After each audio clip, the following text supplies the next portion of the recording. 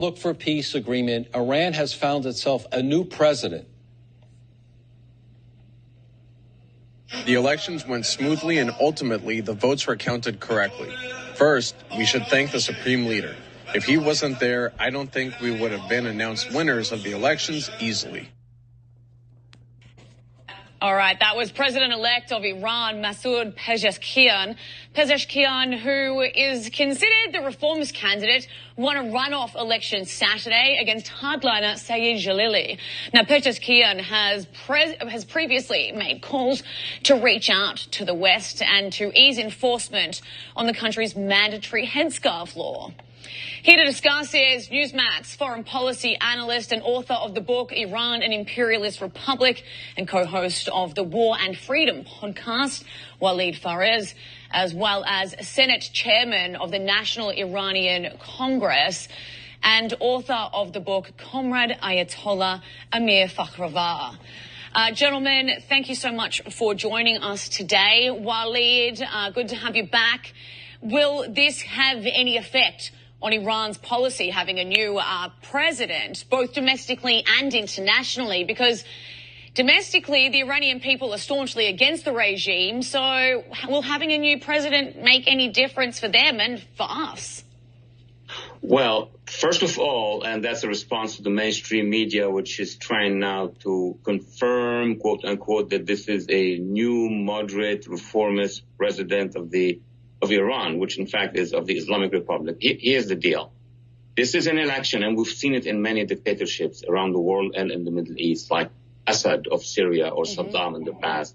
You have 10, 15% of the supporters of the regime who vote. So this is an election within the regime, like even in the Soviet Union. I mean, there were elections of the various Soviets around the country, but it is within the regime. And how did we learn that? After the Soviet Union collapsed, after Saddam Hussein collapsed, things have changed there definitely. Now, to answer quickly your question, this is all a scenario from the death of the former president till the election of a new president to present to the international community and mostly to the partners of the Iran deal that now we have somebody who would like to engage you, and guess what is the ultimate goal? Get us the billions of dollars. It's all a scenario, all a Hollywood to get them more billions of dollars. Hollywood, good point. Amir, Iran's president-elect has said he wants to reach out to the West. What would that mean for their funding of terrorist organizations like Hezbollah and Hamas, or even their nuclear program? Thank you for having me, and let's say thank you to my good friend Walid Fares, which he was 100% right. By the way, I just came back from Jerusalem from several very beautiful 4th of July party there. I'm jet lagged. Being jet lagged is like this, not like President Biden after 12 days being like that on the debate disaster. But anyway, please don't call it election or president-elect, because this is Supreme Leader select. We don't have such a thing, election in Iran. We never had it in the last 45 years. It's all show. Everything you are looking at it's a show.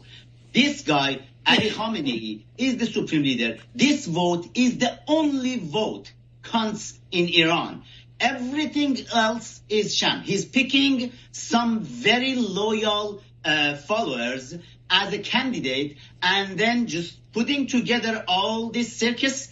And then at the end, he's picking from his hand-picked candidates, one of them to show to the world that, look, we got the new president. And no, it's not. And I'm old enough to remember. I was a student leader in July 1999 student uprising against the regime.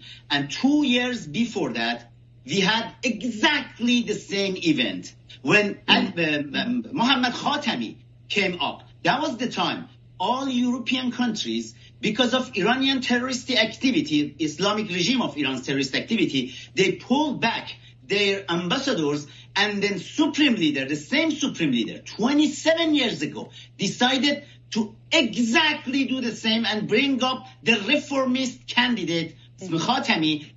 And then everybody in the world said, with the help of media and the left, said, oh, wow, Iran is getting very nice right now. Let's go and have fun with this new president. And yeah, the entire presidency of Khatami, I was in prison under torture. They broke 50 bones in my body. And many of my classmates, they have been killed under torture by exactly the reformist president. Well, this guy, let me just finish it with that. Masoud Pezeshkian, he is the person who started cultural revolution in Iran 44 years ago, the same tactic of cultural revolution of Mao in China, which killed thousands of students and professors. And this guy, Pezeshkian, was responsible for that. And he is the minion of Supreme Leader, another serial killer in power. Yeah. All right. Well, we're running out of time, Waleed. We've got 30 seconds left. You can just wrap it up for us. Well, absolutely, Amir. First he lived it, then he experienced it, and he spoke about it. Basically what's going to happen, in my view, this is coordinated with the regime partners abroad who were very nervous about the fact that American and Western public opinion is sensitive to the revolution in Iran. This whole scenario is to be able to crush the revolution in Iran and display to the world that we are at peace and we have a good guy. Yeah, Amir is living, walking proof of just how evil that regime is. Waleed Perez, Amir Fakhrāvar, thank you both so much for joining us today. Thank you.